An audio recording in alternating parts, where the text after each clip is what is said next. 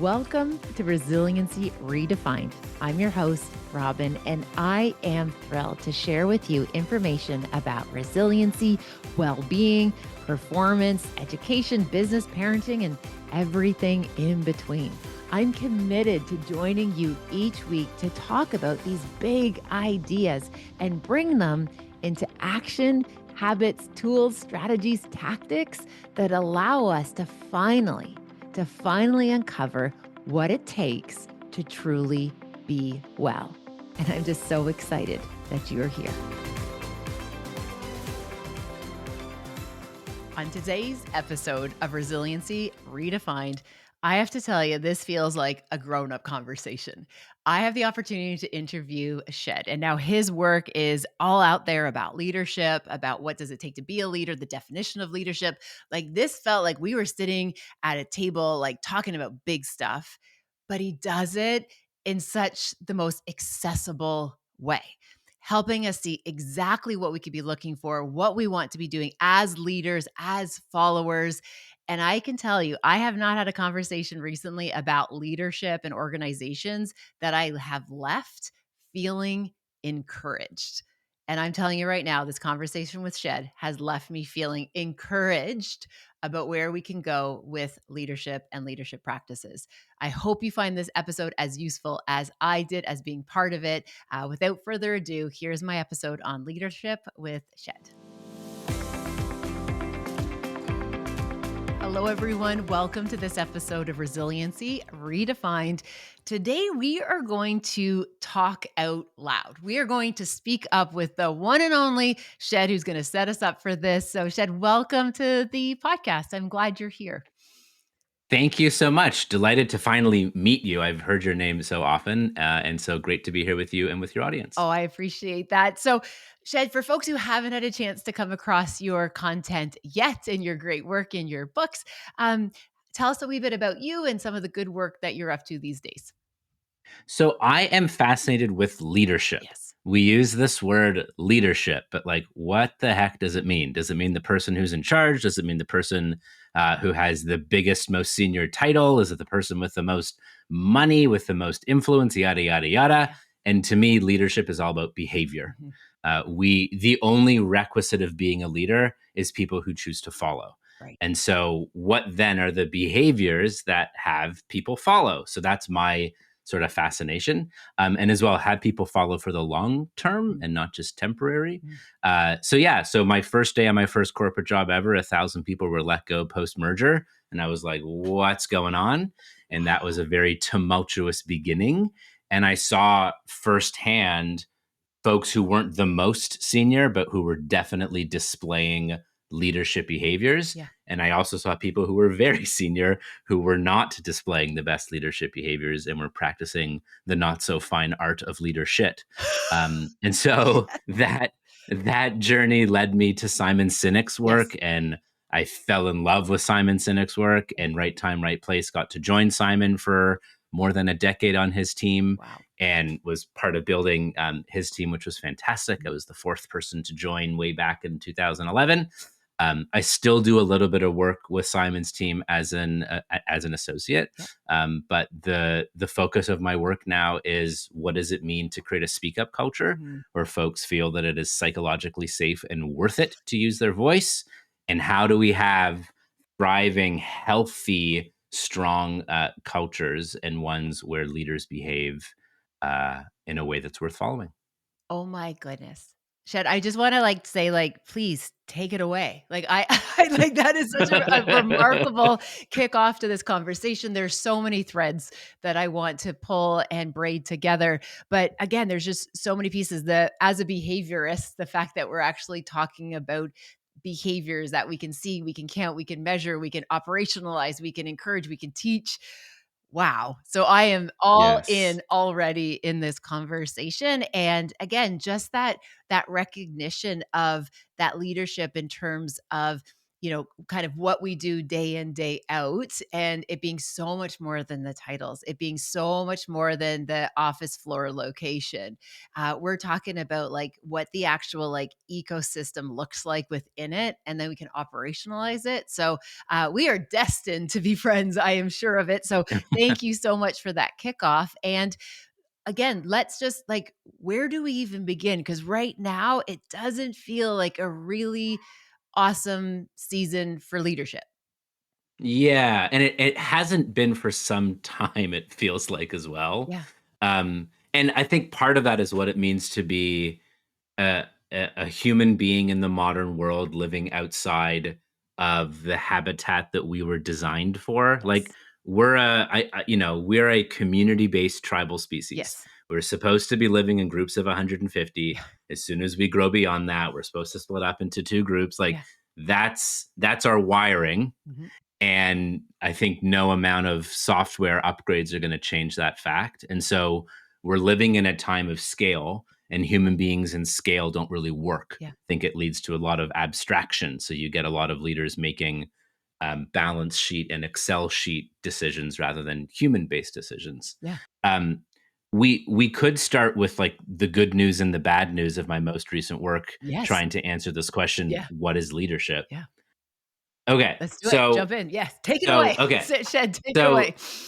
so this is the most recent work that I've done. So it isn't all wrapped up in perfect. No, none of it is, because it's all an evolution. But if we are to talk about what does it mean to be a leader, shouldn't we have like a common working definition? Mhm. Like kind of hard to do well at something if we don't at least agree upon. And in certain contexts, it could look different. I'm all for organizations Mhm. defining what it means to be a leader, both definition and Yeah. behaviors. But I did some work alongside with a peer and a dear friend, Rich Diviney, who's a retired Navy SEAL commander. He's written a couple of great books, The Attributes, Yeah. Masters of Uncertainty. Brilliant, brilliant work. Yes. And so um, I went to Rich and I said, okay, Rich, I have a definition of leadership, which he's like, sounds good. And the definition is the attempt to leave the people and the world around us better than when we found them. Mhm. And there's two words to highlight, and I think you picked Yep. up on them. One is Mhm. attempt, and the other is better. Better. And there's sort of good news and bad news about this, because who are you or I to say good leader, Yeah. bad leader? I don't think any one of us is able to make that evaluation or judgment, Mhm. but we can say leader that I choose to Yeah. follow, leader that I don't choose to follow, or not a leader to me. Yes. And so attempt means that it's infinite. Yeah. We try, we don't get it right all the time. We fall, we dust off our shoulder, someone picks us up, or we pick Mhm. ourselves back up. We keep trying. Leadership in life is not a game of perfection. We never arrive. We're always arriving. Yes. See Simon Sinek's Infinite Game, Yes. brilliant, or James Carse's Infinite Game, brilliant. The better piece is subjective. Yeah. So we choose to align ourselves with other people, whether they're friends, bosses, colleagues, politicians, someone we choose to follow, because we make up a story, right or wrong, that us following them will lead to a better outcome for us, whether that is prosperity, safety, security, growth, Yeah. like whatever is important to you as an individual. Yes. So those are the two pieces: attempt and better. Now, the thing that I like and don't like is it makes it takes away the evaluation Mhm. of people say so and so good or bad leader, and I'm like, well, would you follow them? No. So then there's your answer. Yeah. So I don't think any of us should be in the position where we holier than thou say thou art good leader, Yeah. thou aren't good leader. So that's one piece. Then the other is, okay, what are the required Mhm. behaviors of leadership? And there's more good news and there's more bad Yeah. news. So the three, and I got Rich's help on this because we went Yeah. down like a list of about 15 Wow. behaviors, like service orientation, empathy, like accountability, courage, like all the things. And we went through each of them and we got down to three. Wow. So only three that we went, these are absolutely essential. Mhm. And the others, in our view, are contextual or Mhm. nice to have. So the three that we said are requisites. Okay. are decisiveness, compassion, and confidence. Interesting. So, decisiveness, I can define Yeah. them. Decisiveness is the ability to make a call, make a decision in an appropriately timely manner, and sometimes with limited data. Mhm. Decisiveness doesn't mean that you have to do it all on your own. Mhm. Decisiveness still means that you can be collaborative, that you can search for and accept data. But in the end, a leader should make a call. Yes.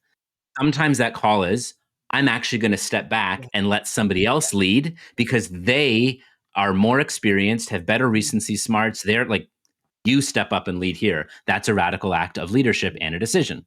Another decision could be, I am choosing not to make a decision Mhm. here right now for this reason, and I'm still going to communicate that I'm not making a decision. Still a decision. Yes. The decision to then reevaluate. Oops, wrong decision, new decision. The reason it's number one is decisions are tangible, and we can choose to follow a leader based upon the consistent decisions that they make, what they say, Yep. what they do, all the things. So that's Got decisiveness. it. The next is compassion, but not empathy. Mhm. Compassion is I can understand or I can do the work to Mhm. understand how you feel. And even though I may not be able to have empathy, I can still do the work to have compassion, Mhm. which is more on the cerebral sympathy side than it is on emotional, I feel what you feel. Yep. Because let's face it, there are certain things that like, I don't know what it means to be a black female Mhm. in corporate America. I don't know what it means to come back from a maternity Yeah. leave, even though I've had a front row seat to two. So there are certain things that I can't truly develop full empathy for. The best that we can all muster, I think, is compassion. Right. And when we extend compassion, people feel seen, they Mhm. feel heard, right? So that's the second. The third is Mhm. confidence. And I love there's a friend of mine, Tim Spiker, has a leadership model where he talks about how all leaders are inwardly sound and others focused, Mhm. which I love. Yeah. So inwardly sound means I know what I got Yeah. here. I know the instrument that I play. I know what tunes and harmonies I should bother playing. And I know what tunes, tones, and harmonies I have no business playing. That's why I have a team. Yes. That's why I have a diverse team that brings their diverse set of skills so that together we are better. It is impossible to follow the insecure leader over a long Mhm. period of time. We need to follow confident leaders, Yes. not arrogant, but confident. So those are the three behaviors. There are a couple we didn't include that kind of shocked me. One was courage, and the other was accountability. Got it. Um, Courage we didn't include because courage is very subjective. Mhm. What might be a courageous act for you is easy peasy for me, and vice versa. Yes. So courage is highly subjective, and we can't say that all leaders have courage because it may not be that hard. Who knows? And it's so subjective. The other is accountability. I wish, I wish I could say accountability is a leadership requisite. Unfortunately, we've had too many examples of people who are in positions of leadership who continue to be followed and they display negative accountability. In fact, they only display blame. Yeah. So, like, I was fighting for accountability. I was surprised it didn't make the cut, but it doesn't make the cut based on recent examples. I still value it and I Mhm. look for it in the leaders that I choose to follow, but it isn't a requisite. So that's the latest work. Wow. Thoughts? Yeah, Shed, I so many, like, so many thoughts, and also, like, Okay. I feel very encouraged because this is a fresh take. Like, leadership, I think, is actually one of the concepts in human history that we have studied so much, even though we don't really I don't think people think about how much we've actually studied it, but, like, no, like, people have been studying this and thinking about leadership, maybe not with the same terminology or the same kind of jargon, but like leadership has been at the top of the forefront for so long. And what you're Hmm. doing is you are very much crystallizing a new approach that again is actionable. It's something that, okay, so, we're not going to sit down with the leader and say, here are the 25 skills and traits and habits we want you to try and foster on your very first Yeah. day. And oh, by the way, be empathetic, be all things to all people. Like, I've seen some of these leadership trainings where it's like, this like almost kind of like, given that you worked with the SEAL, it's kind of like hell week. They're going to throw you in, they're going to throw every policy, every manual, all the things, basically tell you to have a heart, but don't, right? Lead with this, but don't. And there's so much mixed information. right? That's the piece where Yep. I'm just like, I'm all about radical clarity on what is it that matters most and how do I make that matter most? Like, what is it that's going to Yes. move it forward? So, what I love is that this is clear, this is actionable. And if I was onboarding a new leader, and I was able to pause and say, okay, just so you know, these are the three things that we're talking about that we want you to be able to do consistently. We want you to be able to get support if you need to build some skill sets and habits and tools around them. But this is what we're going to do. As a new leader, I would be able to say, yes. And on the other side, as a follower, and I think about followership, if a leader could come forward and say, these are the three things that I can offer you as a leader, I will be decisive. I will be compassionate about the impact of my decisions on you, on society as a group. And I'm going to make sure that, like, again, that this is what we do. This is that I do in a consistent way. I think that is like so important. And I also love taking out some of the subjectivity because I get so hung up when people are like, "Oh, it's about charisma." I'm like, "Ew, stop Oh, talking no. about charisma in We've done 2025." so much damage by putting Exactly. charisma on a pedestal. Yeah. We Exactly. have far too many narcissistic leaders because we've confused charisma with leadership. Absolutely. So just to hold space to say thank you for bringing something into the conversation that isn't just saying it a different way. Like you're bringing clarity to an original idea that yes is inspired by lots of other things, but you're making it so it's workable for us. So at the beginning of this when I'm like, "Hey, where do we even start?" You're showing us a path. You're showing us, "Let's talk about these 3 things." Now, the question I have for you, if it's okay just to kind of riff off what you just shared, Yes. if we have these very, what I would say, rigid definitions of leaders, which again is a moving target, and it's like we've kind of always done it this way, or we've built systems where our leadership is defined by this, what do Mhm. you see or what are the potential like trailheads into bringing this new fresh approach into systems that already exist that need to be reimagined, let's say? Okay. So, I mean, I think a couple of things. One, I'm not trying to create dogma or doctrine to say that like all Yeah, organizations must thou shalt. practice Yeah. this. No, like I'm just attempting to say if we can strip this down to its bare bones, and then by the way, decisiveness, compassion, and confidence looks different in the context that you're in. It might look different in the particular behaviors because when I just say act with compassion, it might feel different. Like we'll have preferences around that as well. Um, in my book, I had a trifecta of chapters, which I still believe in, still 2 years after it came out. So that's good. That's very Um, good. yeah, it's I think it's chapter 3, 4, 5, or 4, 5, 6, or something like that. And it's we need to if we wish to shift organizations to have a healthier experience and relationship of what it means to be in a role of leadership, we need to do ourselves favors. A, we ought to define what do we mean by leadership. Yeah. We then ought to select leaders against that definition, and we have to support leaders to lead better. Mhm. It's those three things. Yep. And so I think if you're sitting in a position where you can help influence what's the definition and what are the behaviors of leadership at my place of work, great. Mhm. And can you define it in behaviors? Can you enroll others to help in that definition of what does it mean and what does it look like? And then I've seen so many organizations, Robin, do that first step Yeah. and then stop. Right. And it stops as soon as they laminate the card that they hand out, That's right. and then they do nothing material or meaningful after that fact. Yeah. So if you do the work to define this is what it means to be a leader here, great, then actually use it. Mhm. And often the way that we promote folks into roles of leadership is we go, who's the most responsible? Who's the highest performer? In some really shallow cultures, it's who looks right Yes. or has the right experience, right? Yeah. Or who do we like? Yeah. Or who knows so and Mhm. so. And then we go, you're in charge, Mhm. right? And it's the wrong way to go about it. The right way to go about it is what are the behaviors that we say our leaders display? How can we go about finding those folks? Yeah. And you mentioned Hell Week. Yeah. They do Hell Week and they throw Yes. Yeah. chaos during Hell Week on purpose Yeah, because you want to know when you see someone's true character and true colors. It's when you expose them to stress, uncertainty, and challenge. exactly. That's what they're doing at Hell Week. Yeah.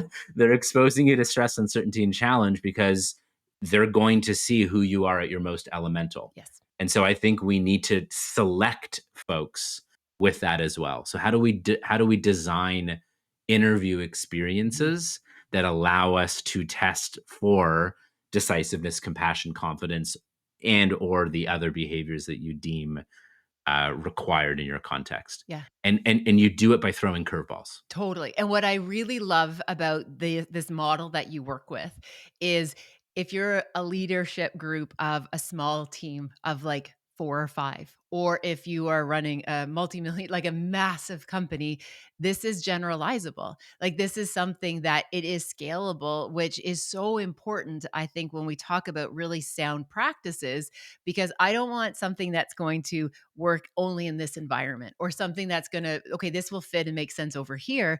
Like if you are a team of 3 and the leader, like these are practices and principles and the behaviors that are, again, executable. Like we can do this, we can use this as that, almost like that compass with how am I making decisions, how am I being able to be aware of other people's experience, creating safety, and again, that notion that folks are able to speak up. We have those psychological safety principles, but also the confidence to, like, again, be able to be, I love that idea, internally attuned, right? Grounded, Yeah. steady. What I would also say in my research, we talk about, this idea about regulation, right? I love Mm. when I know when I look at the leaders, it's about the ones who, again, during the stress, challenge, and uncertainty are the ones that for, however they have figured it out, have developed the skills of being able to be locked in, that they aren't as susceptible to the external pieces, perhaps as somebody who hasn't defined or really refined those skills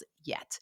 Right. So Yeah. I really, really appreciate that. And again, I also appreciate what you're saying that, this isn't just like on paper, right? They went to the right school, they know the right people. It's like, show me the evidence that in Mm. seasons of stress, challenge, and uncertainty, this is someone who has been able to do X, Y, and Z.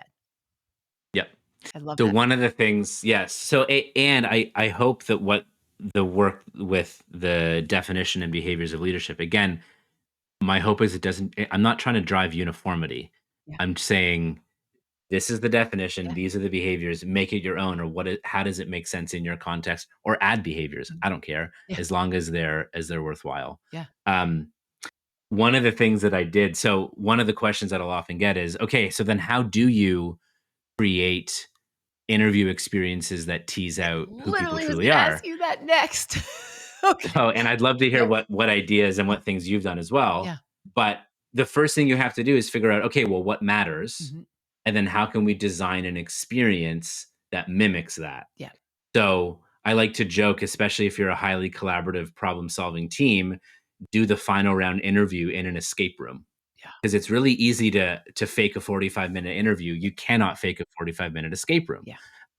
One of the things that I did when I was hiring speakers and facilitators on a team is I realized that one of the things that really mattered was agility and flexibility. I mean, you know this, Mhm. the number of times you show up to the client site and you're on time, Yeah. but they're not. Yep. Or, oh, sorry, you had 3 hours, but now you have two because the board and CEO is coming in, and like you can't pull the diva move of like, no, Yeah. I'm on at 9, they can wait. It's like, of Yeah. course. And so I purposefully ran a little bit late. Mhm.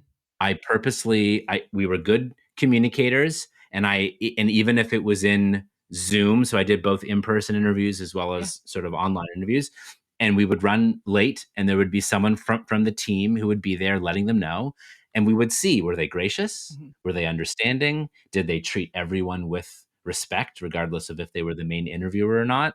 And there was one instance where we ran late, and someone said, "I'm so sorry. I have to go pick up my kid from school." And we're like, "We're sorry. Mhm. Please go Yeah. ahead. This is on us, and we would love to reschedule Mhm. if you're willing and you would accept." Yeah. And they're like, "Totally fine." Yep. And we hired them and they were great. Yep. So, but I purposely threw in that curveball of be on time, but we're running late, Mhm. which is the expectation of clients often. Yeah. Okay, so again, I love everything about this because I think what you're showing, and you've just illustrated this in such a beautiful way. Like, theoretically, we can answer those, "What would you do in a behavioral scenario?" type of a question. Like, we all Yep. are fine-tuned enough with our skill sets to be able to kind of, say the right things at the right time in the right way. I love this idea of like, this isn't theoretical, like, this is in real life. This is practical. We're going to actually give them some of the misinformation, again, in a respectful, ethical way. We're going to do this in such a way so that way we can get a true picture and we can accelerate the knowledge and the knowledge transfer because we're accelerating. We'd have to wait till we're 6 months in before we realize this person is wildly rigid versus we're Hmm. getting right to it. And I also love the fact that there was that mutual respect. So, person says, "Hey, I get that you're late. Super cool. I got to go pick up my kid. We need to kind of, let's redo this." Like the fact that that was also respected, because to me, that's what's so important is that this is a relationship. Whether we think about leadership and followership as, this really structural piece, the reality is this is all about relationship. And what makes me actually tell you what really hurts my heart is how many people I see who, when we think about the research that talks about that, we spend more time awake as grown-ups with our colleagues, our clients, our leaders. Like, we spend in more of this kind of traditional operational sense, we spend more of our time awake in adulthood with these people than we do with our own family system. And the amount of people who are in situations with toxic leaders, that are in situations with unsafe workplaces where maybe as you said, that laminated card say, "Hey, we care about psychological safety, but don't you dare step out of line." Or just heads up, your mistake is going to be called out in a public way. I was just talking to a woman yesterday who, she had a leader called her out about something that was not appropriate to be shared in front of other people.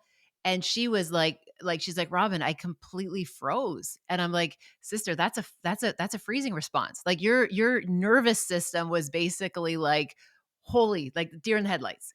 Right. And it's like there wasn't any way in that moment you could have necessarily handled that. And it's okay that when the meeting was over, you actually pulled them aside and said, "Excuse me, like, I need to call this." But again, the amount of time we spend in situations that, again, it's not about being always optimal, but at least safe and healthy. And Yep. again, that's the part where I'm hoping with being able to curate skill sets in a different way that we can hopefully create spaces where we don't have to be in such toxic situations as much as people find themselves in today. Yeah, and there should be a single standard, not a double standard where, any one thing that any one leader asks of another has to be lived and displayed. Otherwise, it's hypocritical. Yeah, So totally. it's not easy, and we don't get it perfect. But are we also creating the environment where we'll take accountability for it and ownership of it? Or if we say it but don't do it, do we also have the type of environment where folks will call us on that in a respectful way Yeah. that gives us an opportunity to own up to that impact, even if it was unintended? Yeah, I appreciate that. Quick question, if it's okay. I'm so mindful of your time and I want to be No, respectful it's of that. great. But what would your advice or your take be when, and this is something I hear often in my own work. And again, I'm seeing a parallel between like this would be nice. So for example, when I'm teaching about like well-being and psychological safety and resiliency and health and whatnot, people are like, "Yeah, yeah, I'm all on board, Robin. I'm all on board." But then all of a sudden when things get uncertain, stressful, or challenging, they're like, these nice things out the window. And Yeah. because we just got to get the work done, however it gets done. And it's almost as if, like, when things are good, when we're in peaceful seasons or prosperous seasons, or like things are good, everybody wants to talk about well being, resiliency, and health. When things like when we need them the most, it seems as though they get pushed to the side as like those would be nice to haves, but they aren't actual. I'm not sure if my question Yeah. is very clear, but I see Yeah. a parallel with, okay, let's hold leaders to this standard again, not in a necessarily a completely standardized way, but let's say that this is how we want leaders to operate, and then they're like, yeah, this is well and good, but when things get hard, it's like, boom, we're going to lead the way a lot of us have been led by, which might not be Yes. in this particular way. Well, so you highlight one of the like what's one of the things that gets in the way of a speak up culture or psychological Yeah. safety or ethical leadership? And in my work and findings and what the research says is that the biggest barrier is pressure. Yeah. Time pressure, financial pressure, social pressure, Mhm. right? And there's the brilliant Good Samaritan study that Yes. proves this as well. If you're not familiar with that one, just look it up. But essentially, time pressure had people who volunteered to talk about what it means to be a Good Samaritan leave a Good Samaritan who was in need. Yes. Like they sometimes stepped over the Mhm. person in need to go deliver their talk, Yes. just because there was a time pressure. And even when there was zero time pressure, we didn't help because of the bystander Yeah. effect or someone else. Anyway, it's vulnerable to help others. I think the biggest thing that we can do, it's two things. It's have the commandments and have the community. Got it.